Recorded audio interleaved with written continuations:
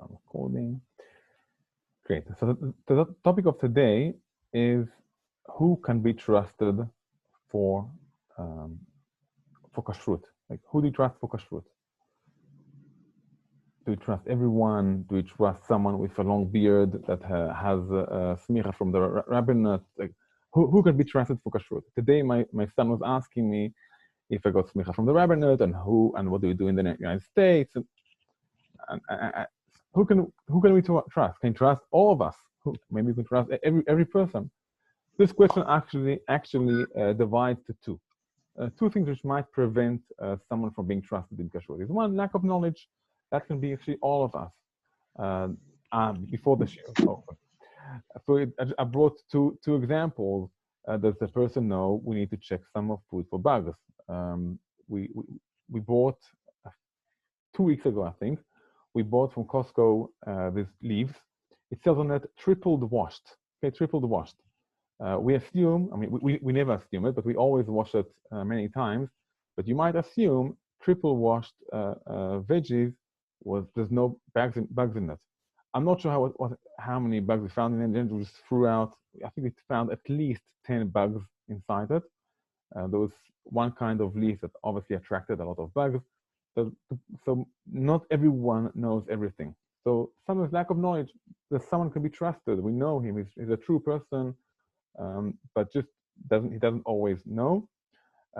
Second, as a person, second example, meat can't be cooked in a dairy pot. Some people, especially if the ants so from, they separate. We found it out in Israel. I'm not sure how much it is here, but you see people who don't eat meat and milk together. The ants from, that's traditional. That's how they grew up. They don't eat meat and milk together, but they'll cook in the same pot meat and milk because they never learned it. So you can't blame them. They're fine people, but just they don't know. So that's just two examples of lack of knowledge, and that's we have to see what if the person knows or no. And in the first part, we won't discuss today. Just let's see if the person knows, and we can tell. If we can see from the person what he knows, and the person isn't trusty. What if the person isn't trusty? Who can be trusted? This is the main part for today. Who can be trusted? Can I trust a shop? Is the difference between a shop, a catering, and a host? Who said I can trust someone? Maybe I need to have two witnesses, like for many other things. Maybe we need to have two witnesses that we can trust a person. So we'll go step by step, and until we get to an understanding, and then we have an interesting topic at the end of it. So if we keep up for the next 20 minutes, there's an interesting topic in the end of who can be trusted. Okay, so one person in prohibitions. Generally speaking, most of the rules in the Torah, we need two witnesses. If someone stole money and he brings his friend to court, we need two witnesses. In prohibitions, it's a special case where the Gemara mentions quite a few times that one witness is enough, or one person is enough. So that's a Gemara. We won't read it inside. We'll see Rashi and Tosfot to bring the reasons. I shared with you by email the sources, so you can look at them afterwards. Some of them we'll just go over them very fast. There's two reasons why we believe one person in food or in prohibitions. Rashi brings one reason, and it's more of a mind. It's basic logic, according to Rashi. And Tosfot bring another reason. Rashi lived about 800 or 900 years ago in France, in a small town called Worms. He had three daughters. The daughters, they were themselves very knowledgeable. They married great rabbis, and they had children who were great rabbis. The children, many of them became part of Ba'alei HaTosafot, the rabbis who wrote the Tosafot. It's a commentary on the Gemara, on the Talmud. And sometimes I ask, some of the big arguments we have are inside the family. Tosfot argue on the grandfather, including the tefillin, what kind of tefillin we wear. And you can think it could be awkward. Like Rashi, the grandfather, brings his grandson, Rabbeinu Tam, tefillin, and Rabbeinu Tam tells him, listen, the grandfather, I hold your tefillin, you just gave me Aunt Kosher, I have a different kind of a tefillin which I wear. Interesting how you can have it in the same family.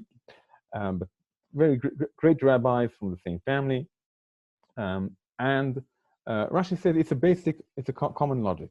Common logic. The Torah trusted individuals on masrot, on shchita, on preparing the meat, on salting the meat, and the Torah trusted it. And he says in somewhere else in Masechet Yevamot, it's obvious.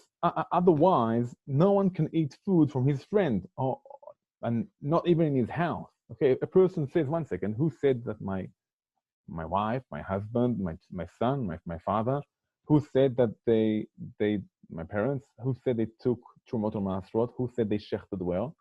So if we don't have this basic trust between people, no one can eat anyone else. Rashi gives a basic logic. Tosfot bring more of learning from the Torah, and they learn from going to the mikveh, that the Torah specifically says we believe a woman, although it's only one person, although no one else sees her. And from there we learn that a general rule for all of the prohibitions in the Torah, that one person is trusted. And that is not like going to court when we need two people. So for Tosfot, it's more something learned from the Torah. One person can be trusted. Okay. And now we have a question if he doesn't care. He ain't care. Okay, he doesn't care. Can we still trust every person? If we go back to Rashi, Rashi said, well, it's a common logic. It just makes sense. We should trust people. Otherwise, no one can eat at a friend. The same logic Rashi used also tells us, if this person doesn't care, we know him that he doesn't. We know he doesn't care. He'll go and eat pork in a restaurant, and then he tells you this meat is kosher. Obviously, we can't trust him. So this is common logic, and it's also actually based in a Mishnah in the Mai. We won't go over all of it. There's an argument between the rabbis. Someone who took 5 Trumot Ma'asot. It's a mitzvah which I really miss here in Memphis. Living in Israel, my grandparents have a big yard, and they had many trees, and all the time we used to take Trumot Ma'asot from the fruit. We used to have also, we used to grow tomatoes, and we take for ourselves Trumot Ma'asot. Here we don't take it. The mitzvah is only in the land of Israel. And many people that called Amei Haaretz didn't care so much. They didn't take the tithe from the vegetables or fruit.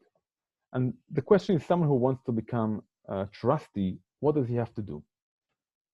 Or if we go to a specific question, can this person who wants to become trusty eat at someone else's house who is known not to be trusty?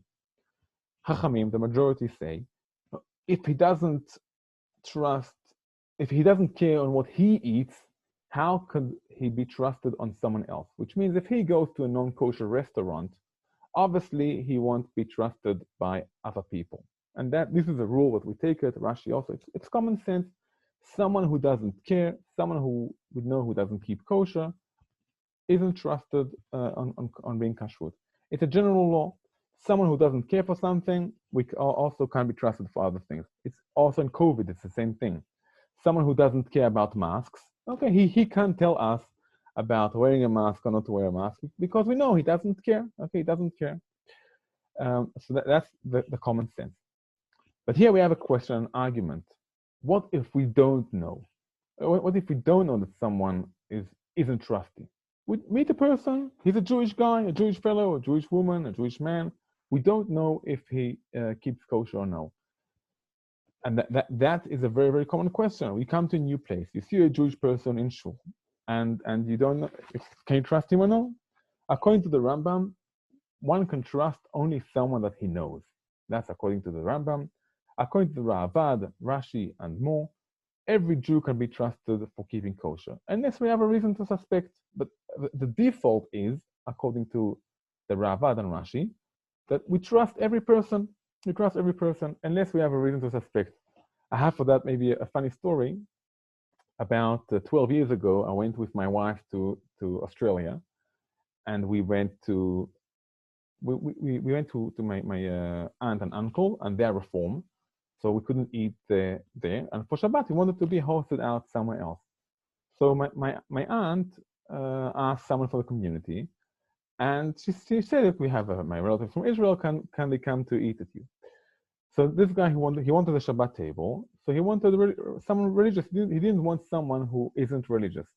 So he asked my aunt if I'm religious or no. And she, who lived in Israel sometime, she didn't know the difference in language. And she said, well, yeah, that's traditional. And obviously, for a guy who lives in Australia, he sees traditional, he means, oh, okay, I'm not so observant. After he sees me, so he didn't host us. He sees me in shul and says, that's traditional, that's all, someone who's observant. And then the Shabbat afterwards, he hosted us. But that maybe comes to a question like, if I don't know about someone, how do I refer to him? According to the Rambam, I can't eat at his house. According to Ravad, Rashi, and more, unless I have a reason to suspect, I can trust. And that's how also the Shulchan Aruch, that's the halacha he gives. So Shulchan Aruch said, a Jew who is suspected of eating forbidden things, so he can't eat at his house. But we can see from his language, okay, only if he is suspected of eating forbidden things. If he is not suspected, so we can trust him, which means if you go to a supermarket, we see a Jew, we don't know if it keeps kosher, doesn't keep kosher. We can, generally speaking, we can trust him. That's about kashrut. Generally speaking, we can trust him. And what about a shop? Okay, and that comes to a bigger question. Can someone who we don't know or even suspected, can he be trusted in a shop when he sells things? And that's a great question, because it brings a question: does each shop, does each falafel shop, or does each deli, does it need a kashrut signature on it? I think as Jews, someone said to me once, "What's this? What's this sign?" So he answered, "It's a dead Jew. If it would have been a living Jew, it would have been done like this, like for money. But money, just not for Jews, for all the people around the world, money bribes us. Okay, the money bribes us, and we might think different when we can earn a few bucks from buying non-kosher food and selling it as if it's kosher, food. So as soon as we get to money and profit, the common sense that we started from Russia, the common sense that I can trust people because otherwise I wouldn't be able to trust no one, and the common sense that said to us, you can't trust someone who's suspected, who you know he doesn't eat kosher. So the same common sense will tell us there's some things you can trust a house, and some things you can trust a shop. Some things you can trust a private person, but as soon as he's selling things, so many times people take the shortcuts because they don't care so much about other people. By the way, also Corona, I think it's a great example for it. One of the main reasons I think we wear masks is to prevent other people from getting sick. And you can see, unfortunately, many people who care a lot about themselves, but not always they'll care about other people. So that's a common sense, and it's based in the Gemara in Avodah Zarah. We won't read all the Gemara, as I said. I sent you the link so you can look at the sources afterwards, or while we learn here. But I'll read just the end of the Gemara. The Gemara says that we can buy different things only from someone who we know. And those different things are things that on those times, in the time of the Gemara, there was a question about them. Where does it come from? For example, cheese. Does it come from a kosher animal, or does it come from a non-kosher animal? So those things listed in the Mishnah, the Gemara, so we can buy only from someone who we know he keeps the laws of kashrut. That's for a shop. The same things, if we go to someone else's house and we eat at his house, we can eat it at his house. Actually, we'll see soon it's the same person. It could be even in the same person. And the idea of it is someone for himself, he'll care. He'll get the best food. But when he makes business, so he doesn't always care of what he's selling. He doesn't always care of the kashrut of it. And I think we can give many examples of doesn't always care of the health issues of it. I don't follow the news here in the United States, but in Israel, and I'm sure also here, every few years, or maybe even less, we find out about a company of food that recycled food, brought it back, changed the dates of it, and to earn a bit more money. of doing it. So you can see that when it comes to money, people aren't so trusted, and this is what is written here in the Gemara. And Rashi says, and that was also the halacha, and there's also a joke here, not that, that a person can be trusted at home, but when it comes to business, so a bit less. And there's a story about a guy who comes to a shawarma shop in Jerusalem, and he asks the guy who sells the shawarma if he has the Kashrut certificate. So the guy turns around and points at the wall, said to me, look, can you see all the rabbis behind me? I have the Rashi, I have the Gra is here, I have the Rav Ovadia here, all the rabbis. Look, I'm an observant person. But no, I don't have it to that kashrut, but look at me, I'm observant. And the guy says to him, look, if there'll be a picture of you on the wall and the rabbi selling here falafel, so I'll trust him. But now that there's a picture of the rabbi on the wall and you selling here, so I can't trust you. That's more of a joke, but it's based on halacha. It's based on halacha, and the idea of it, someone who we don't know. Okay, we don't know about him, so we can eat at his house. But when it comes to selling, we think that he might sell non-kosher food, and that's also what the Rama is a Rabbi Moshe Isserlich, an Ashkenazi rabbi. Most of the Ashkenazi halacha goes by the Rama, and that's what he says the same. So that I'll read inside.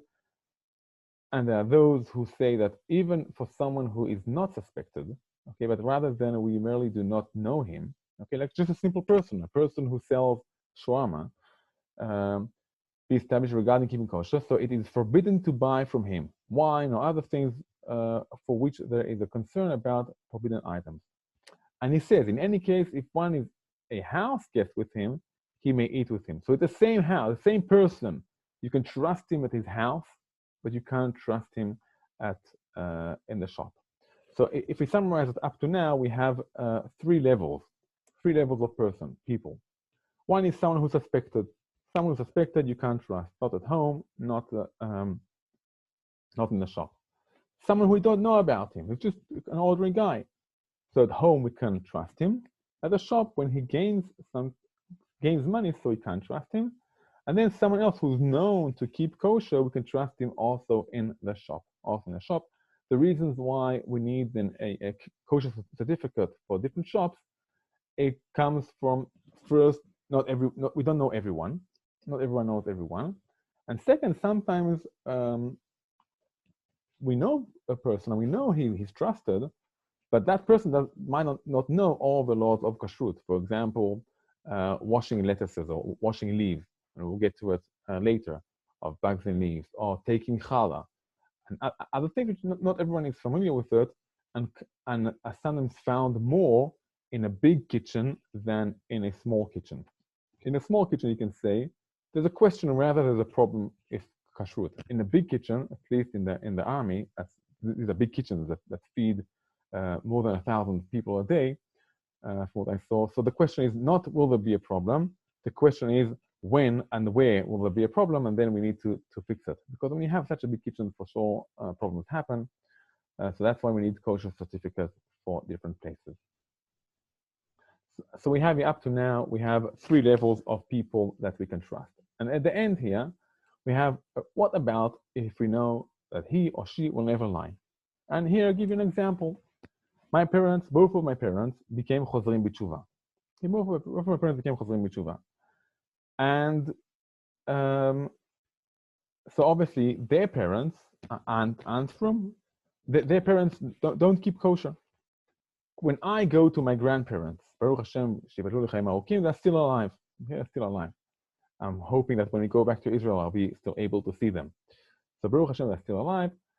And can I go to their house and eat the food there? Now they tell me I bought it in a kosher shop, okay, or they tell me I bought it in this shop, but this food doesn't have any stamp on it, or they give me dishes that they keep underneath the sink, especially for me. How do I know that they really kept it for me? Maybe they used it also for themselves. When I was in the army, so one of the units I served in was a unit with many people who ate different foods also, not just kosher food. And every once a week we had a meeting of all the officers, and every week someone else used to bring food. And one of the foods they liked very much was hummus. Okay, hummus.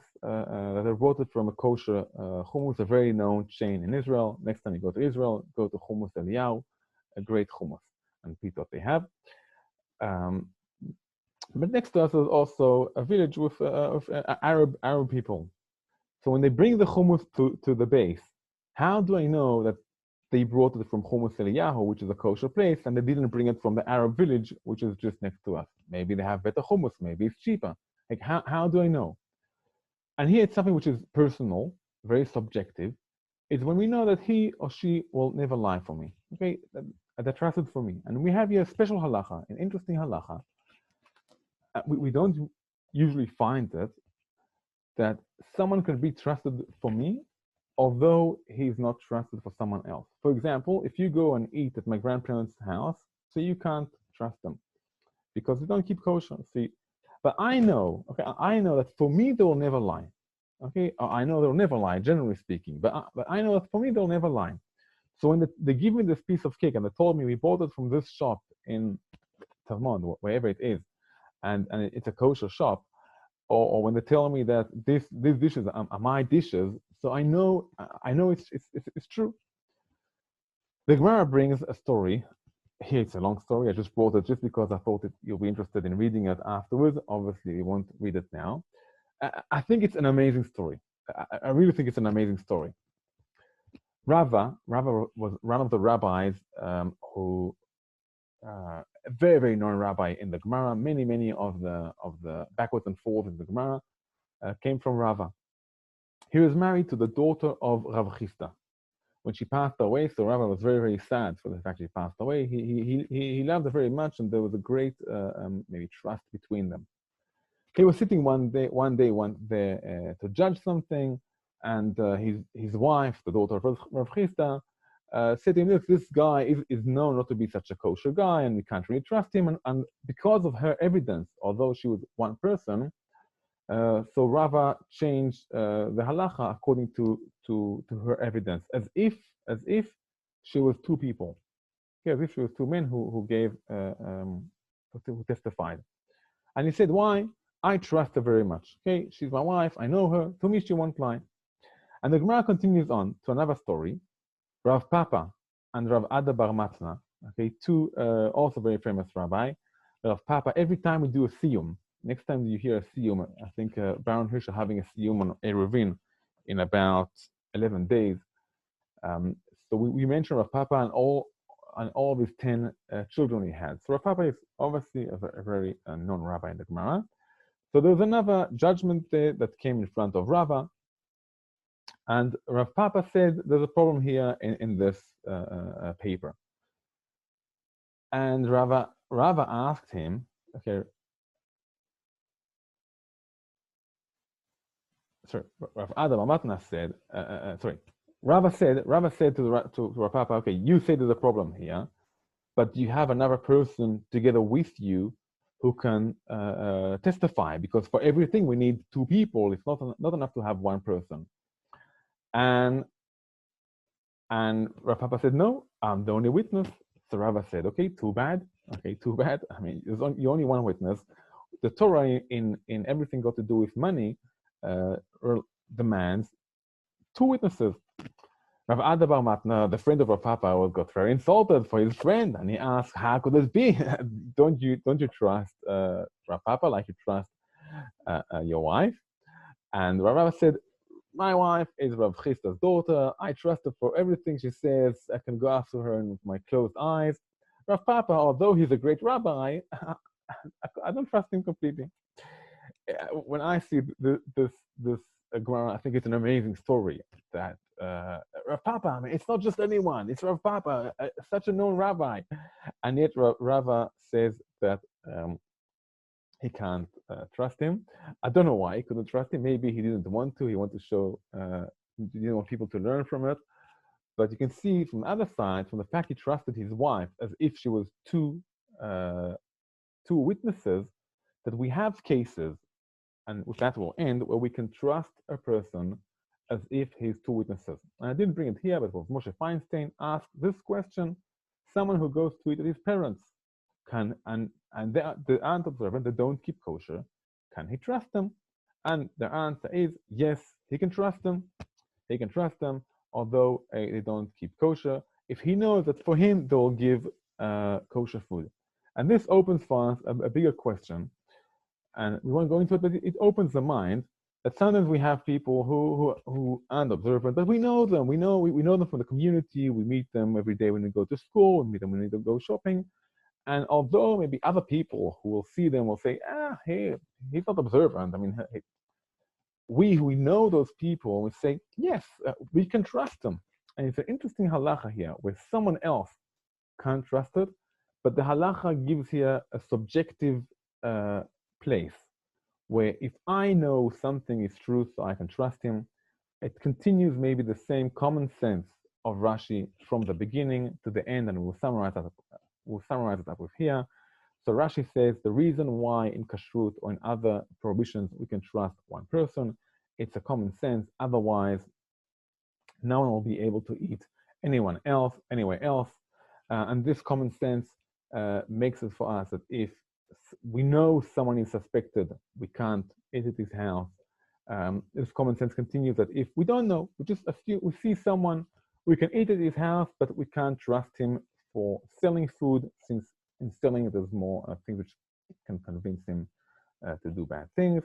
And this common sense also continues even for someone who we know doesn't care about kashrut, but this guy or this woman will never lie to us, and we know that they're honest people, so we can rely on them also on that.